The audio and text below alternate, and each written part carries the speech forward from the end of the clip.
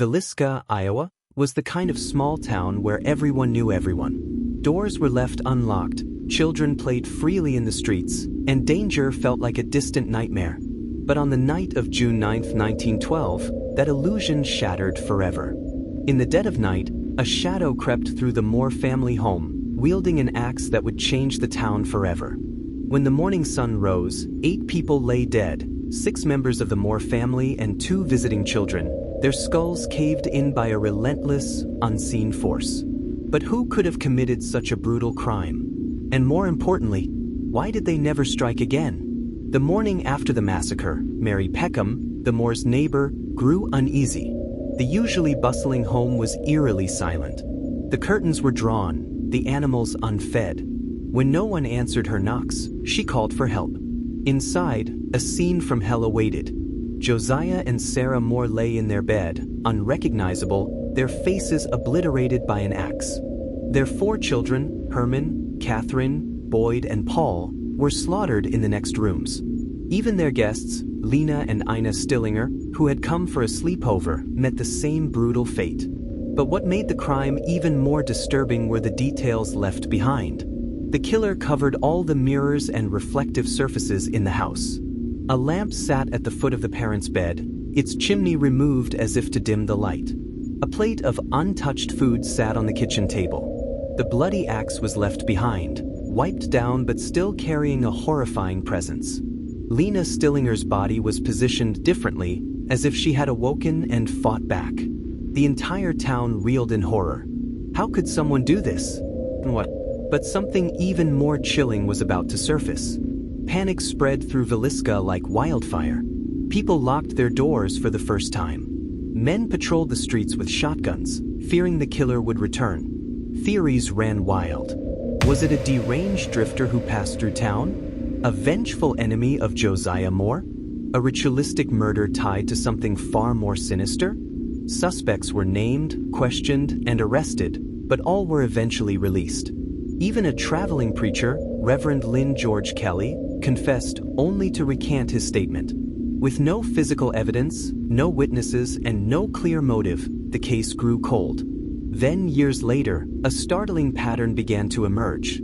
At first, the Villisca murders seemed like an isolated event, an inexplicable explosion of violence. But then, similar crimes surfaced across the country.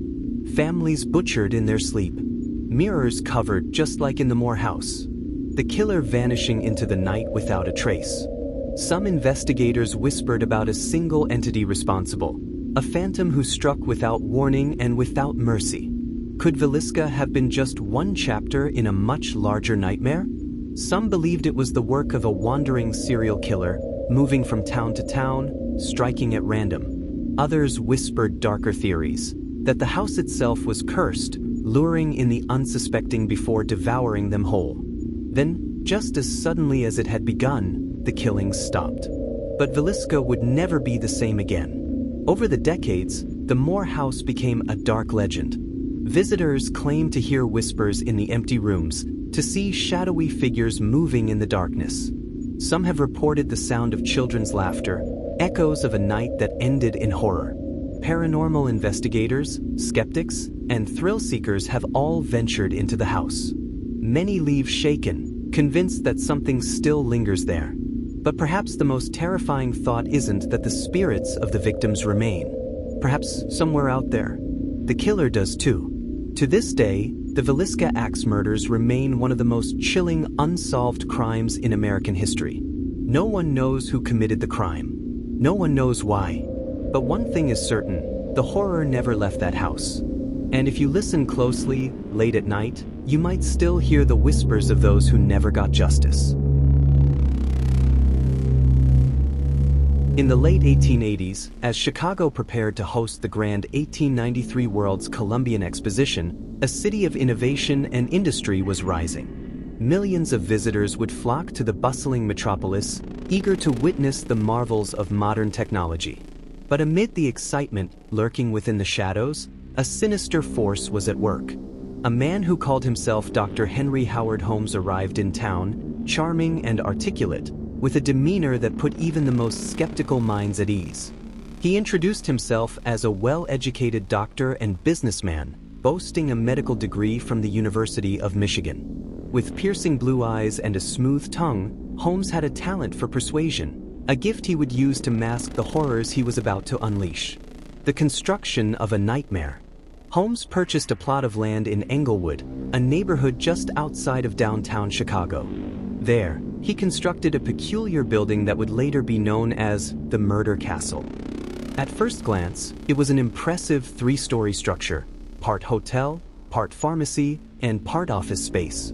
Holmes hired different teams of contractors, ensuring that none of them knew the full layout of the building. With his keen mind for deception, he would frequently fire workers, only to hire new ones, preventing anyone from understanding the building's twisted design. The result? A maze of horror.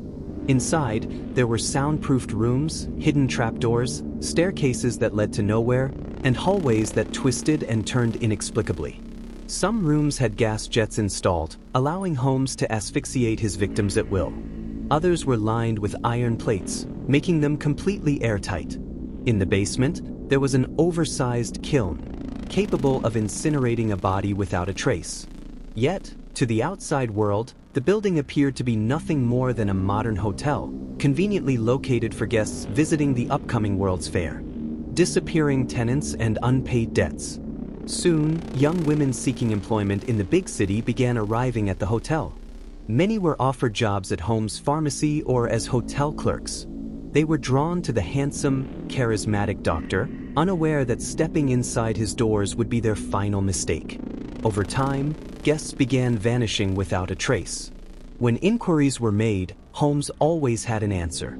Some had suddenly moved away, others had left for new job opportunities, and a few had allegedly fallen ill and returned to their families. With no clear proof of foul play, suspicions faded until they didn't. One landlady noticed that her tenants would disappear without collecting their last paycheck. Local merchants, who had supplied Holmes with furniture and materials, never received full payment. And despite his friendly demeanor, Holmes had an uncanny ability to slip away from debts, changing his story or simply vanishing before collectors could press him for money. But nothing could have prepared Chicago for what would eventually be uncovered. The fair brings new victims. By 1893, the World's Fair was underway, and visitors from across the globe poured into Chicago. Many sought affordable lodging near the fairgrounds, and Holmes' hotel seemed like the perfect place to stay. But beneath the surface, his true horrors escalated. He preyed on young women traveling alone, luring them into his lair with promises of comfort and luxury. Some rooms were equipped with peepholes, allowing him to watch his victims as they slept. Others were fitted with chutes, where bodies could be dropped directly into the basement below, where vats of acid, quicklime pits, and surgical tables awaited. Some victims were killed swiftly, others were subjected to gruesome, drawn-out tortures. Holmes took a morbid fascination in dismembering his victims, stripping flesh from bone. It was later discovered that he even sold human skeletons to medical schools, profiting from his atrocities. Yet, the World's Fair continued, oblivious to the horrors occurring just blocks away. A deadly game of lies. Holmes' downfall did not come from his murders but from his greed. After the fair, he concocted an insurance scam with a former associate, Benjamin Pittizel. The plan was simple. Pittizel would fake his own death, and Holmes would collect the insurance payout. However, Holmes had other ideas. Instead of faking Pittizel's death, he murdered him, and then proceeded to kill 3 of Pittizel's children to eliminate any witnesses. The disappearances caught the attention of Detective Frank Geyer, who began tracing Holmes' movements. What he found was a trail of missing people, fraudulent dealings, and a series of mysterious deaths, all leading back to Holmes. By 1894, Holmes was arrested in Boston on charges of insurance fraud. But as authorities dug deeper, they uncovered something far more sinister. When they investigated the Murder Castle, what they found would haunt Chicago forever. Unmasking a monster, investigators uncovered a house of horrors beyond imagination. Rooms with false walls, secret passageways, and airtight chambers designed for slow suffocation. They found an operating table, complete with blood-stained surgical instruments, and a large kiln, suspected to be used for burning bodies. In the basement, there were human bones, tufts of hair, and bottles filled with chemicals that Holmes had used for dissolving flesh. The sheer scale of his crimes was incomprehensible. Though Holmes only confessed to 27 murders, investigators believe the actual number of his victims could be as high as 200. The trial and execution. Holmes stood trial in 1895 for the murder of Benjamin Pittisell. His chilling testimony, delivered with calm detachment, stunned the courtroom. He spoke openly about his crimes, though he claimed that he was possessed by the devil himself. After being found guilty, he was sentenced to death by hanging. On May 7, 1896, Holmes stood on the gallows in Philadelphia. His final words? A chilling statement. "I was born with the devil in me." When the trapdoor beneath him opened, his death was slow. His neck did not snap, and he struggled for nearly 15 minutes before finally succumbing. Legacy of the Murder Castle. The Murder Castle was later mysteriously destroyed by fire, though rumors persisted that it was haunted by the spirits of Holmes' victims. Holmes' legacy remains one of America's most horrifying stories, a tale of charm, deception, and unparalleled cruelty. His ability to blend into society, despite the monstrous crimes he committed, serves as a grim reminder that sometimes evil wears a smile. Even today, the mere mention of H.H. Holmes conjures images of hidden chambers, gas-filled rooms, and the unsuspecting souls who checked into his hotel, never to be seen again.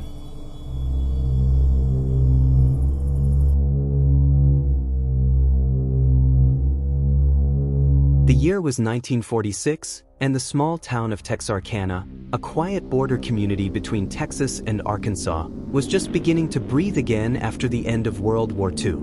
The war had ended, but a new kind of terror was about to begin, one that would haunt the town for generations.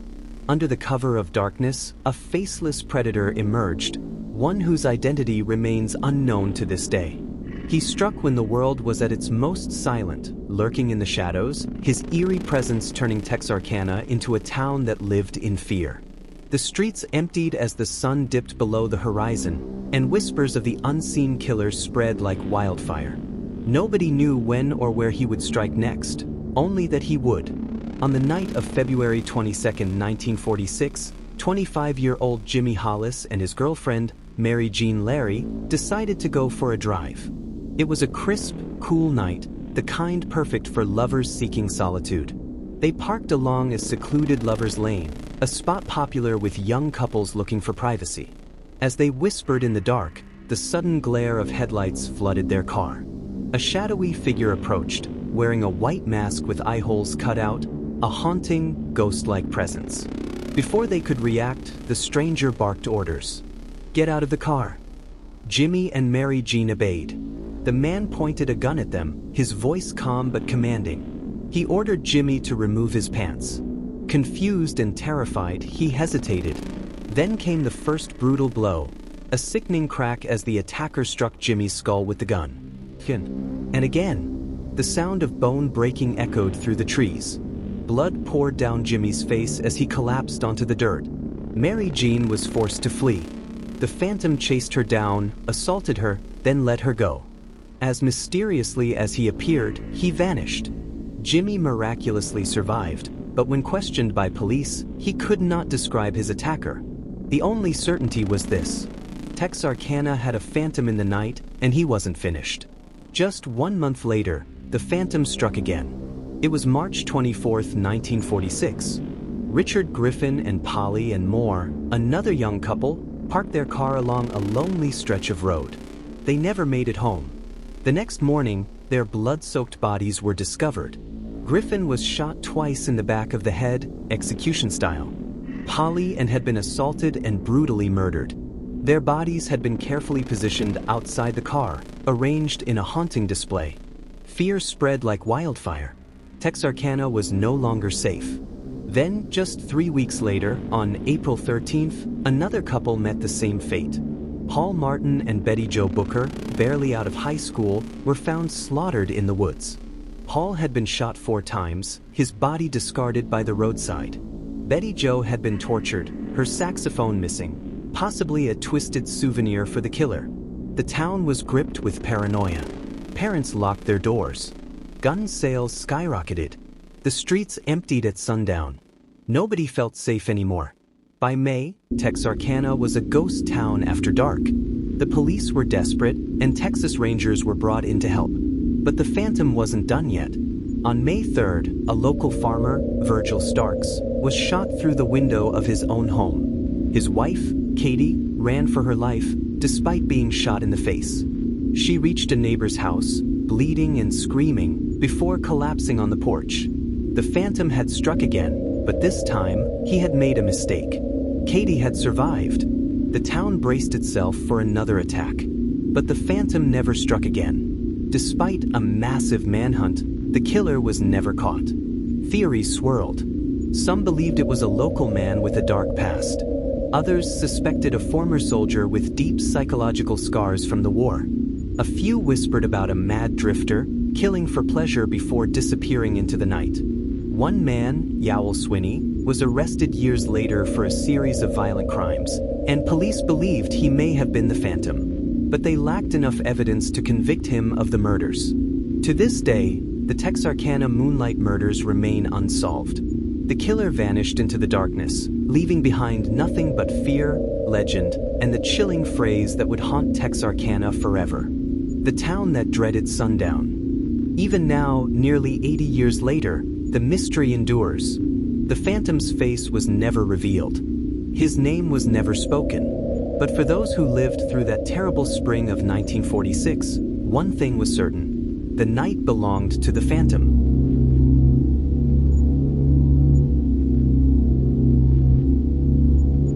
It was a cold January morning in Los Angeles, 1947, when the city awoke to a horror that would haunt it for decades. The City of Angels, bathed in golden light and brimming with post-war optimism, was about to become the setting for one of the most gruesome and infamous murders in American history. The victim, a young woman with dreams of fame and fortune, brutally silenced before she ever had the chance to shine. What began as an ordinary day for a local housewife would soon turn into a nightmare beyond comprehension. As she strolled through the empty lots of Leimert Park, she saw what she first believed was a discarded mannequin. But as she approached, reality set in. It wasn't a mannequin. It was a woman, or at least what was left of her. On January 15, 1947, the body of a young woman was found in an abandoned lot on Norton Avenue. She was severed in half at the waist, her pale skin a stark contrast against the dark earth beneath her. The way she had been posed was almost theatrical, as if the killer had arranged her for maximum shock. Her arms were raised above her head, bent at right angles. Her face bore a horrific Glasgow smile, her mouth slashed from ear to ear, frozen in a grotesque grin. There was no blood at the scene, suggesting she had been killed elsewhere and meticulously cleaned before being dumped. Police were stunned. The brutality of the crime was unlike anything they had ever seen. Then came the first clue to her identity: Elizabeth Short, a 22-year-old aspiring actress. Elizabeth, or Beth, as her friends called her, had come to Hollywood like so many others, chasing stardom. Born in Massachusetts, she had spent her youth dreaming of being in the movies, of gracing the silver screen with the grace of Veronica Lake or Rita Hayworth. But like so many hopefuls, Elizabeth found that fame was elusive. She bounced from job to job, working as a waitress, socializing with servicemen, and drifting through the glittering yet unforgiving world of Hollywood nightlife. She was known for her striking jet black hair and porcelain skin, her allure earning her the nickname the Black Dahlia, a reference to the film noir The Blue Dahlia. Yet beneath the glamour, her life was filled with hardship. She had no steady income, no real place to call home. She was often seen in the company of different men, some wealthy, some dangerous, all with their own secrets. And one of them, it seemed, wanted her dead. News of the murder spread like wildfire. The press, always hungry for sensation, latched onto the grisly details, turning the Black Dahlia into a nationwide obsession. Who had done this? And what? The LAPD launched one of the largest manhunts in its history. Hundreds of people were questioned. Dozens of suspects emerged, each more suspicious than the last. A former lover with a violent streak. A wealthy doctor with a twisted reputation. A drifter with a history of assaulting women. A corrupt cop with connections to the underworld. Each lead was followed, yet none led to answers. Then the killer made contact. Less than a week after Elizabeth's body was found, the Los Angeles Examiner newspaper received an anonymous letter, cut and pasted from magazine clippings. Here is Dahlia's belongings. Letter to follow. Inside the envelope were Elizabeth's birth certificate, personal photographs, and an address book. The items had been carefully cleaned with gasoline, leaving no fingerprints behind. Then came more letters, taunts, riddles, a game of cat and mouse between the police and a killer who seemed to enjoy the spectacle. The city held its breath. Would the murderer strike again? But the killer never did. Whoever they were, they had done what they set out to do, and vanished into the shadows. Despite a seemingly endless list of suspects, no one was ever charged with Elizabeth's murder. However, several theories emerged. Dr. George Hodel, the most infamous suspect. A wealthy and respected doctor, Dr. George Hodel had a dark side. His own son, former LAPD detective Steve Hodel, became convinced that his father was the killer.